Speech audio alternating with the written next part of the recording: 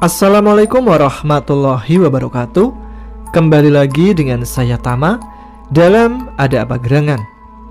Bagaimana kabar kalian? Semoga selalu diberikan kesehatan dan juga rezeki yang cukup. Menemani waktu sebelum tidur kalian, ada cerita kiriman dari Nana di Tangerang. Pengalaman mistisnya setelah dia memaksa untuk dibukakan mata batinnya karena dia penasaran bagaimana bentuk setan. Oke, gak perlu lama-lama. Teman-teman, ada apa gerangan? Ceritanya mulai dari sini.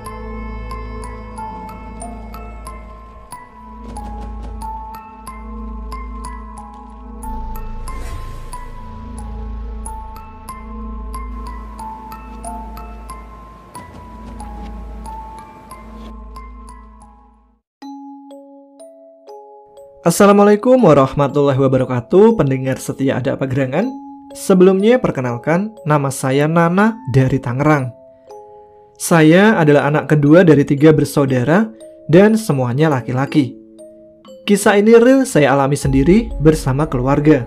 Dan kisah ini baru saya ceritakan ke orang lain karena sebelumnya hanya keluarga yang tahu tentang kisah ini. Kejadiannya bermula pada tahun 2012 bulan Juli kalau nggak salah.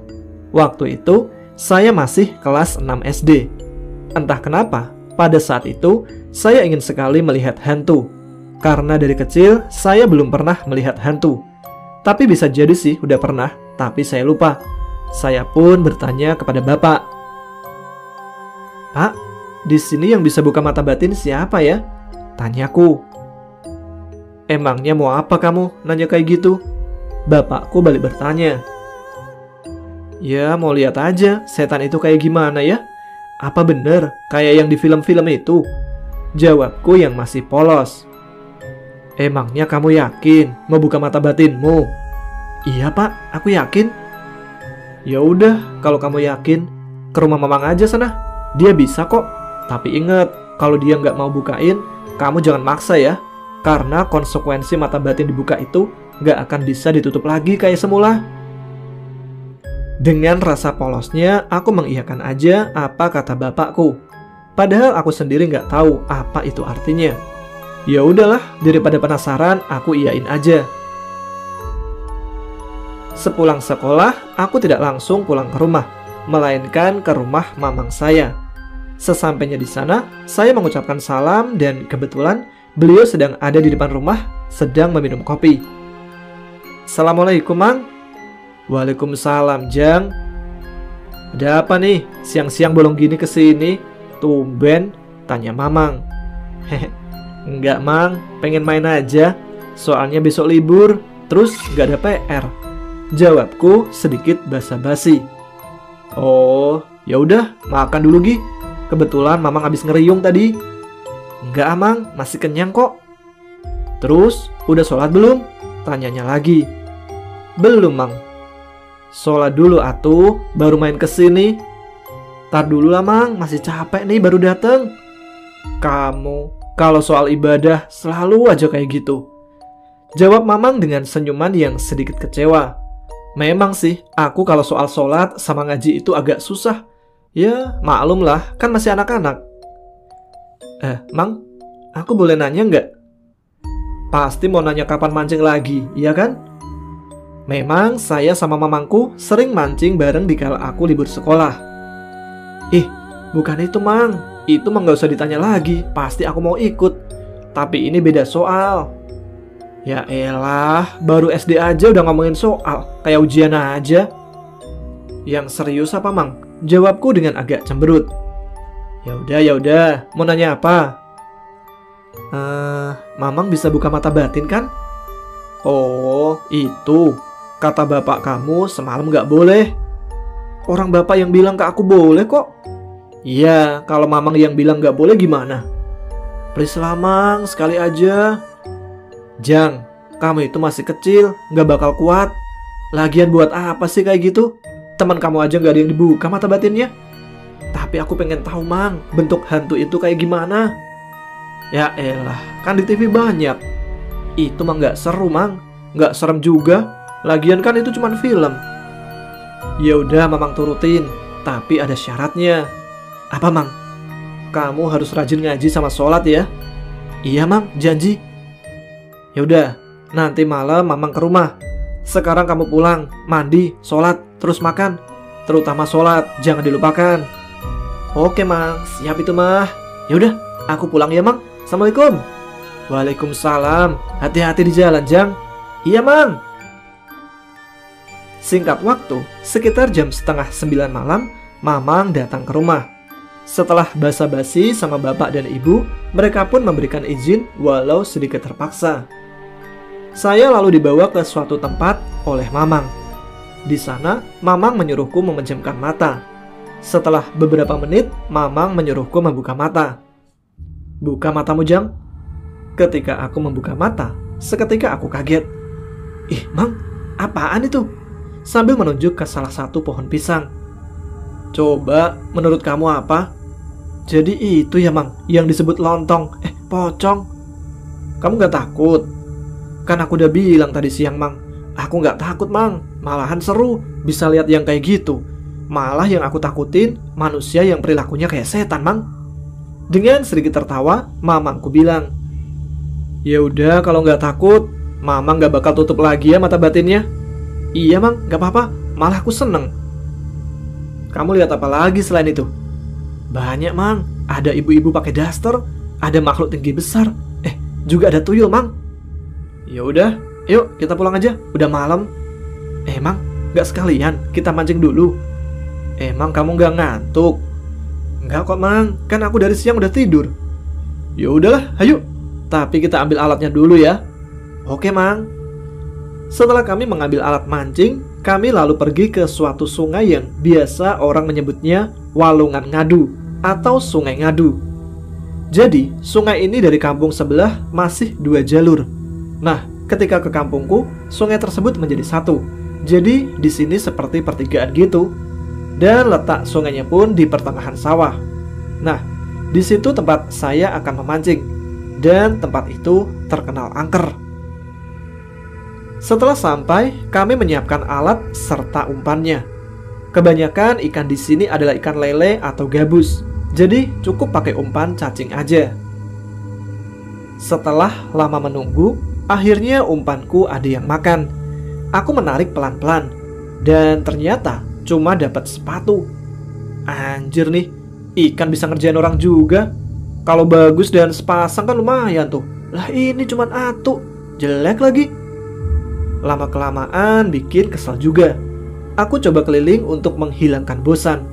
Setelah keliling, mataku tertuju pada satu titik yang membuat mata ini fokus terhadapnya. Aku melihat di salah satu pohon, entah pohon apa itu, yang pasti gede banget, serta sangat rapat daun-daunnya. Di situ ada satu sosok wujud manusia, tapi tidak ada kepalanya. Sosok itu tidak memakai baju. Celananya panjang berwarna hitam.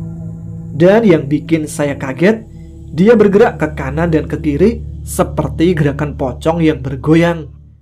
Saya pun bisa merasakan bahwa energi dari sosok itu begitu kuat. Yang saya pikirkan, di mana kepalanya? Kenapa dia bisa melihatku sedangkan kepalanya nggak ada? Apakah dia korban pembunuhan? Entahlah, dari situ pandangan saya mulai gelap dan akhirnya pingsan. Ketika bangun, aku sudah di dalam rumah. Dan sudah siang hari menjelang sore. Banyak keluarga yang hadir layaknya seperti ada orang yang meninggal.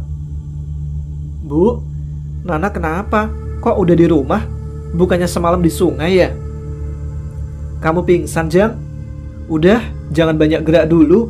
Minum nih air dari Mamang. Terus mata batinku gimana, Bu? Mata batinmu udah ditutup sama Mamang karena takut hal ini terjadi lagi. Tapi nggak ditutup semuanya kok. Oh, yaudah deh, nggak apa-apa. Asal jangan semuanya ya, Bu. Iya, makanya kamu itu kalau lihat yang aneh langsung ingat sama Allah. Kan Ibu udah ajarin ke kamu. Iya, Bu, aku nggak sempet. Lagian aku baru lihat sosok kayak gitu. Iya, Ibu tahu dari Mamang kamu. Memang di situ dulunya sering terjadi pembunuhan. Jadi dulu itu sawah sama sungainya aman. Mau ngapain aja bebas. Bahkan malam pun banyak yang ke situ. Mancing lah, ngobrol belut lah, dan semacamnya. Namun hal itu nggak lama. Setelah ada satu orang penganut ilmu hitam yang menjadi gila. Dia sering membunuh, bahkan mengejar warga yang ada di sawah atau di sungai. Tapi dia bakal berhenti kalau hampir keluar dari area persawahan itu. Setelah kejadian itu, warga nggak ada yang berani ke sawah atau ke sungai kalau sendiri. Jangankan malam-malam, mau siang kek, pagi, sore, akan dia bunuh kalau melihat manusia ada di wilayahnya sendirian. Ih, serem juga ya, Bu. Kenapa Ibu baru bilang? Sekarang kan mata batinmu dibuka. Takutnya hal ini bakal terjadi lagi. Makanya Ibu bilang, tadinya biar kamu hati-hati aja kalau mancing di situ lagi. Terus, apa hubungannya orang gila sama sosok yang aku lihat? Makanya kalau orang tua ngomong tuh dengerin dulu sampai selesai. Jangan langsung dipotong. Iya, Bu, maaf, jawabku sambil tertawa sedikit. Jadi setelah bertahun-tahun orang itu tinggal di situ, akhirnya ada inisiatif dari warga untuk membunuh aja tuh orang. Daripada bikin resah kan? Semua warga pun setuju. Entah dengan cara apa dan bagaimana ceritanya, Ibu gak tahu. Soalnya dari kakekmu ceritanya cuma segitu. Mungkin ada separuh cerita yang dirahasiakan. Nah, si orang itu dipenggal kepalanya dan dikubur di suatu tempat yang tidak jauh dari sungai. Kepalanya dikubur terpisah dari badannya.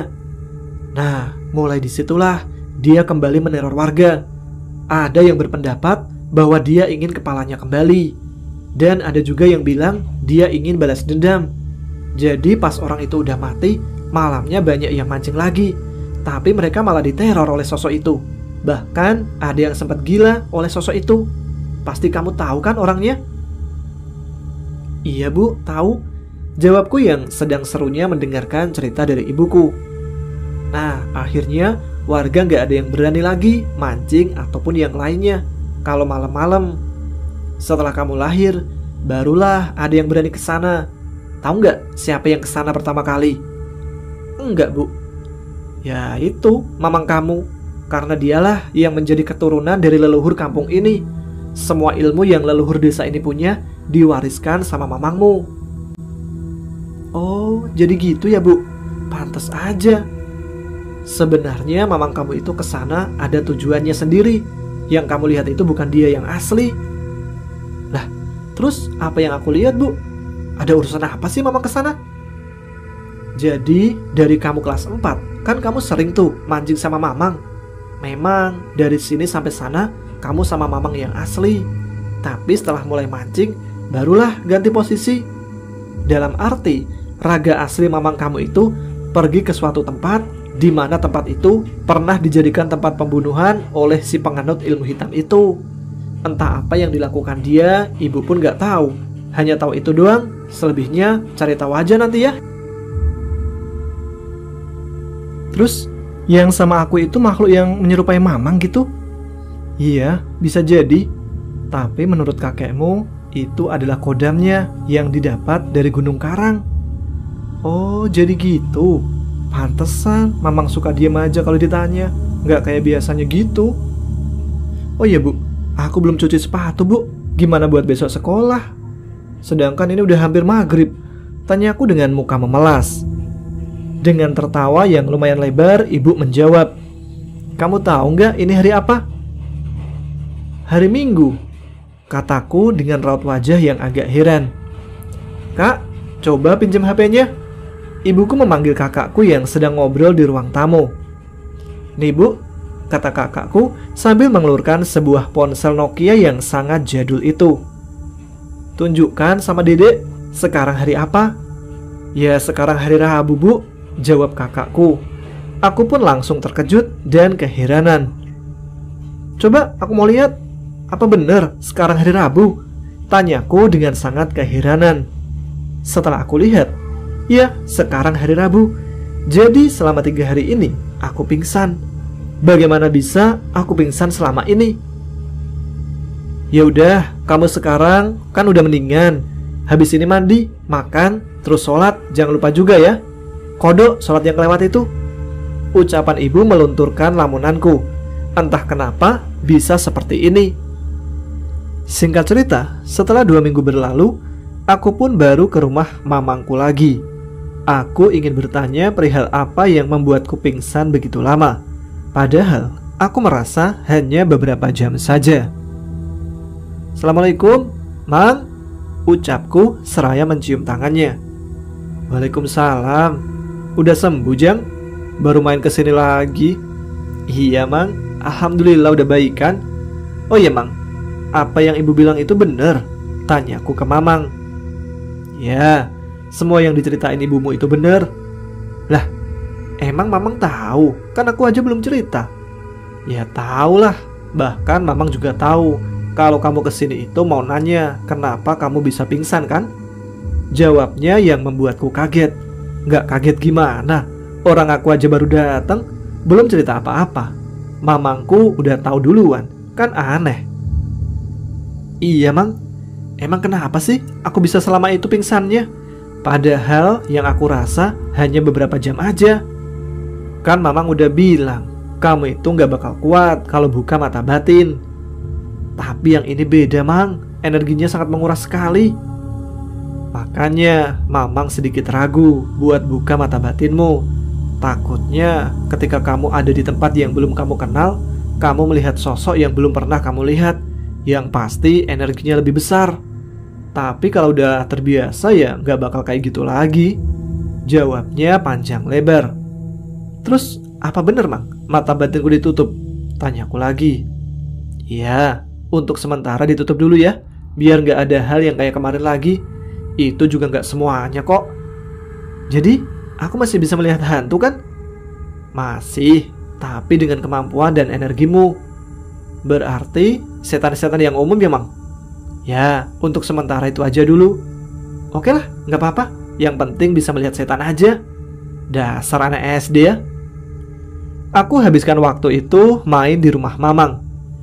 Setelah waktu Isya, Mamangku membawa aku ke tempat yang akan dijadikan tempat usaha oleh kakakku. Jaraknya sih tidak terlalu jauh dari rumah, sekitar 30 meteran. Di situ ada lahan kosong milik ibuku dan akan dibangun tempat buat kakakku berusaha. Di sana, aku melihat sebuah pohon jambu. Ada pemandangan yang membuatku sedikit ngeri. Ada wanita berdaster dengan muka yang rata, gak ada mata, hidung dan mulutnya.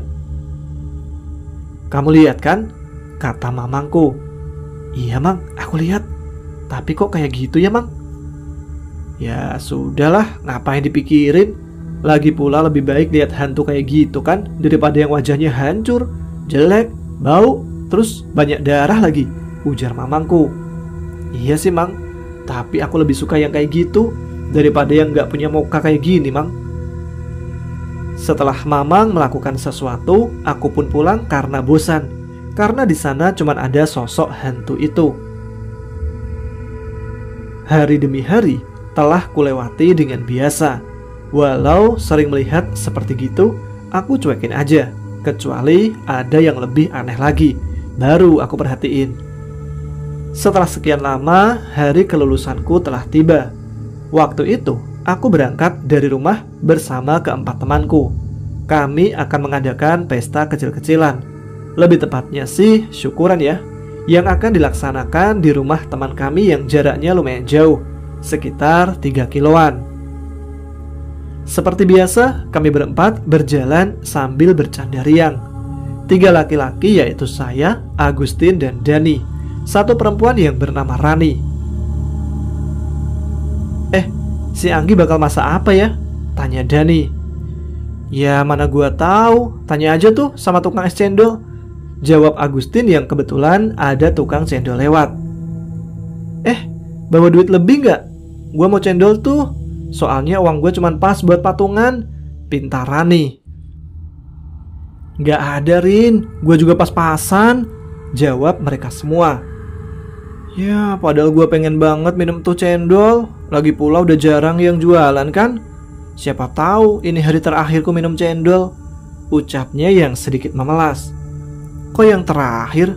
Kalau pengen kan tinggal cari aja di pasar-pasar, kan banyak tuh, timpalku.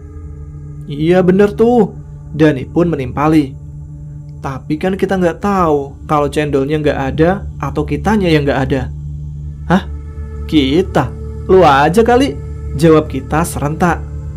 Yaudah gue aja kalau gitu, kata Rani sambil memasang muka marah. Dan kami pun tertawa kegirangan. Karena agak kasihan juga melihat dia, aku pun terpaksa membelikan es cendol untuknya. Padahal itu adalah uang buat beli cemilan mancing nanti malam. Tapi ya udahlah, rezeki nggak akan kemana kok. Ya udah nih, gua punya 5.000, cukup kan? Tanyaku. Cukup kok, orang buat aku doang kan? Ya, buat kamu doang, khusus dariku. Singkat cerita, setelah membeli cendol, kami kembali berjalan sambil tertawa-tawa, terutama Rani yang aku lihat dari raut mukanya terasa bahagia sekali. Namun, kebahagiaan itu tidak lama. Entah karena bercanda kami yang keterlaluan atau karena si pengemudi mobil itu yang kurang waras. Sampai akhirnya, satu dari temanku tertabrak sebuah truk yang bermuatan kayu. Kami melihat dengan mata kepala kami sendiri bahwa Rani meninggal di tempat. Hari yang akan membuat kami bahagia, bersenang-senang, ternyata malah seperti ini. Acara pun kami batalkan dan semua merasa kehilangan, baik kami sebagai teman ataupun guru, terutama keluarganya yang sangat menyayangi dia. Mungkin inilah takdirnya. Setelah acara tahlilan di hari ke-7, aku pun tidak langsung pulang. Karena rumahku yang dekat, jadi aku mau ikut mengajikan dia di situ khusus sebagai temanku. Namun, di sela-sela aku mengaji, ada hal yang tidak terduga. Kini, Rani hadir di hadapanku. Kaget pastinya, karena aku tahu sendiri, dia sudah meninggal, bahkan aku ikut menguburkannya juga. Sempat tidak percaya. Nah, kenapa kok berhenti ngajinya? Tanya Pak Ustadz kepadaku yang masih bengong dan keheranan. Oh, iya Pak Ustadz, maaf, tadi agak keselak dikit, jawabku berbohong. Yakin, cuman keselak? Tanya beliau lagi. Udah, hiraukan aja. Maklum masih malam ke-7, jadi masih keliaran. Pak Ustadz lihat. Iya, udah lanjutin aja dulu, kasihan ntar dia. Iya Pak Ustadz. Dengan terbata-bata, aku melanjutkan mengajinya. Kadang aku melirik ke arah Rani. Dia masih memakai pakaian lengkap beserta darahnya. Sempat aku menangis, bahkan aku sempat berhenti untuk mengaji. Karena aku gak kuat melihat temanku sendiri yang sudah meninggal ada di hadapanku dengan kondisi yang mengenaskan. Setelah kejadian itu, aku pikir semuanya sudah berakhir. Ternyata tidak. Dia ingin selalu bersamaku. Setiap aku kemana-mana, dia pasti ada dan pasti ngikutin. Aku sih bukannya takut, tapi gak kuat aja temenku menjadi seperti itu. Akhirnya, setelah terbiasa, aku selalu mencuekin dia. Kadang aku ajak ngobrol dia, kadang juga dia minta dibelikan es cendol. Karena rasa kasihan, aku pun menurutinya, dan sampai sekarang pun dia masih ada di sampingku.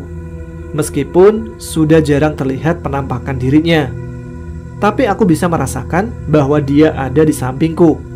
Mungkin setelah ini di samping kalian. Bercanda, kan kalian gak kenal. Itulah kisah pembukaanku.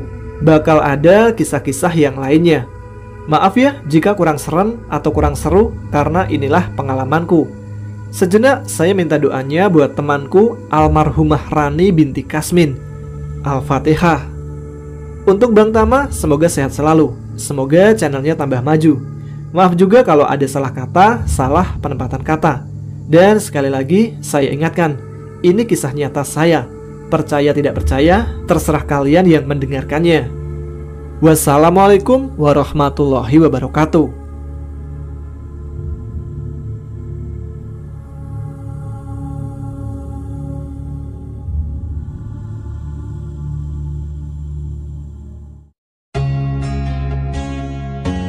Terima kasih Bang Nana yang telah membagikan pengalamannya.